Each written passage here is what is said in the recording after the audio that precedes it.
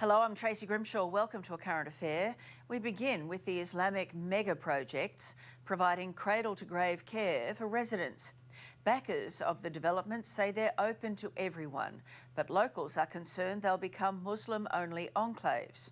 Who's right? Will they bring communities together or tear them apart?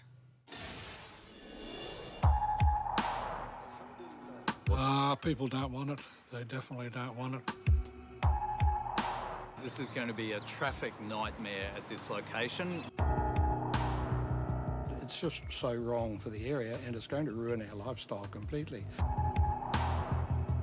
They're the new developments polarising opinion.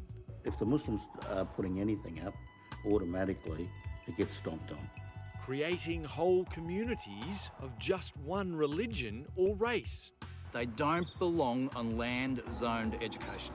And raising the question, is this integration or segregation?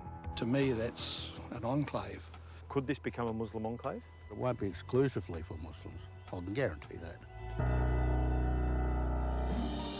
Whether it's in Melbourne or Western Sydney or here in the heart of Brisbane. This country is Christian. Any new project involving a mosque causes quite a stir. We were not given a say. But there's a new development brewing that tops them all. This project is about much more than a mosque. It's apartment blocks, a shopping centre, childcare, a medical centre and aged care facility, all located within the grounds of this Islamic school. So I don't think it's going to be good for the community. John Bloomer lives right next door to the college in a retirement village.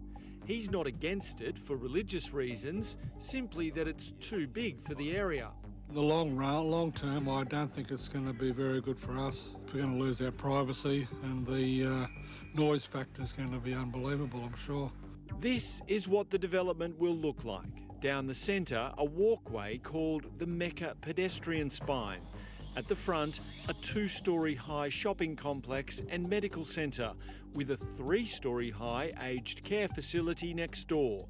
Then the apartment blocks, 4 of them in total, each 5 storeys high, providing 120 new units, and all just a stone's throw from the new mosque. The existing school buildings will be expanded, increasing the student capacity from 600 to 2,000, as well as a new childcare centre. I believe that it's going to create a lot of problems. Jimmy is another retirement village resident. He has no problems with the Islamic college, but doesn't want to see it expand.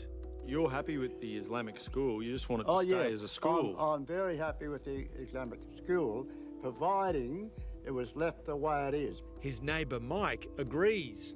Don't like the idea. Why? Well, because we like it nice and quiet like it is now, and we don't want disruption to that. This is light traffic. Councillor Steve Griffiths is opposing the development because he says it's a planning disaster. All of the additional traffic will enter and exit from this one spot. But traffic consultants hired by the college found the development would have little impact on local roads.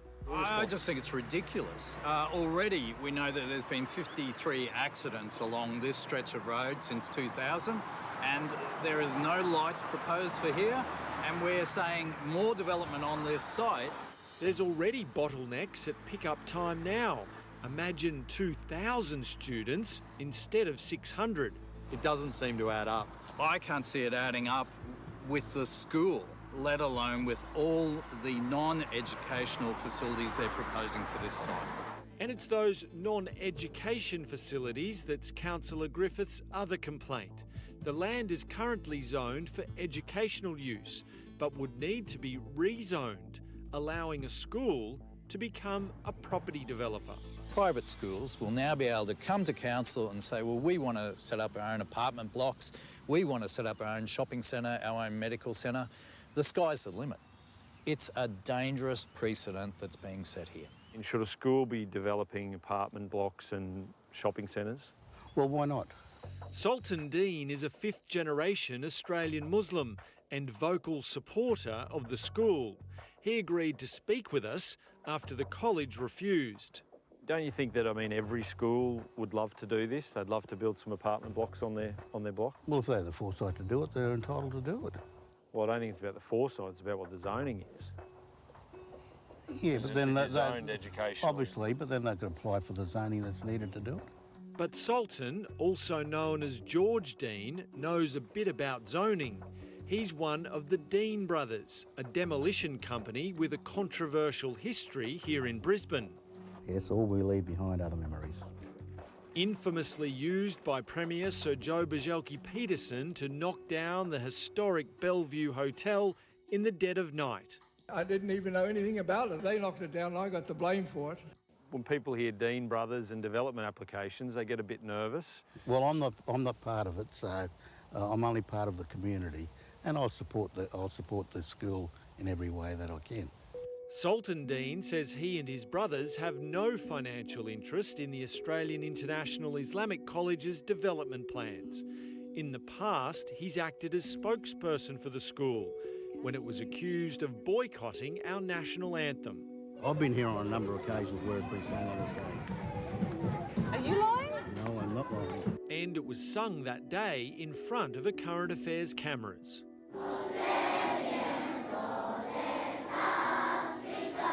But the new project has some people raising new questions about integration. I can't see how the people living there, and I suspect there's going to be hundreds of them, can integrate with the community if they're living in a closed-off village.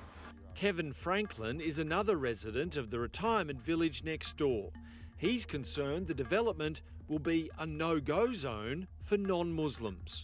To me, that's an enclave. How do these kids learn to live in the local, in the broad community if they're brought up on their school grounds? Some people raise that. The community certainly have a concern about that. I support the concept or the idea of planning so that we live in a multicultural community rather than have separate spaces that we live in. Could this become a Muslim enclave? It's open to everybody. Sure, there will be the facilities there provided to Muslims, but it won't be exclusively for Muslims. I can guarantee that. Melbourne also has property developments specifically targeting one race or religion. This one is called Indian Junction. You feel at home, you feel more happier when you're together. Sunil Kumar is the developer of Indian Junction, pitched as a place to enjoy curries with no worries. The project is expected to include 84 apartments, an aged care facility and medical centre, an Indian supermarket and Indian restaurants, office space, a cinema, and even replicas of India's most famous landmarks, including the Taj Mahal. My food court would be completely vegetarian. This one is called Ikra Village, a 75-lot housing estate in Melton where developers are targeting Muslim buyers.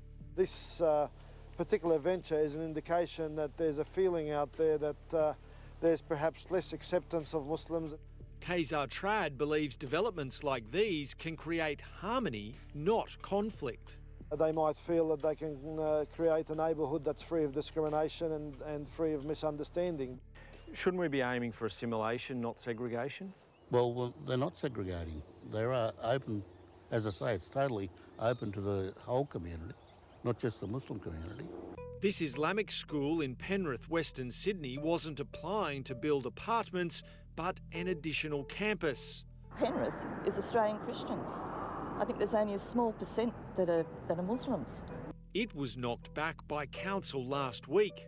I'm a Catholic, and if a Catholic church wanted to build what they wanted to build in that area, I would still say no. This protest in Brisbane is about a mosque that's already been given the green light, becoming the fourth in an area south of Brisbane. Why would you encourage for a mosque to be built there, right, for the Muslims? They're allowed in their own country to have 6 women. I'm only allowed to have 1. It's not about wives It's or about anything religion. 4 a.m. in the morning till 10 p.m. at night time with their prayers. Come on, and all these other houses that are backing up against this mosque. Would you like to live there? And now this mega project further west in Durack is heading towards approval too. Brisbane Lord Mayor Graham Quirk even accusing local councillor Steve Griffiths of racism for opposing the rezoning. I think this Lord Mayor needs to be upfront about the fact that the community need to be listened to, not sneaking applications through and rezoning land in a backdoor manner. Who's going to make all the money out of this? Who's going to make the money out of apartment blocks, shopping centres, aged care facilities? Well, it'll be the trust, but no doubt it will help for the smoother running of the school and providing services for the school.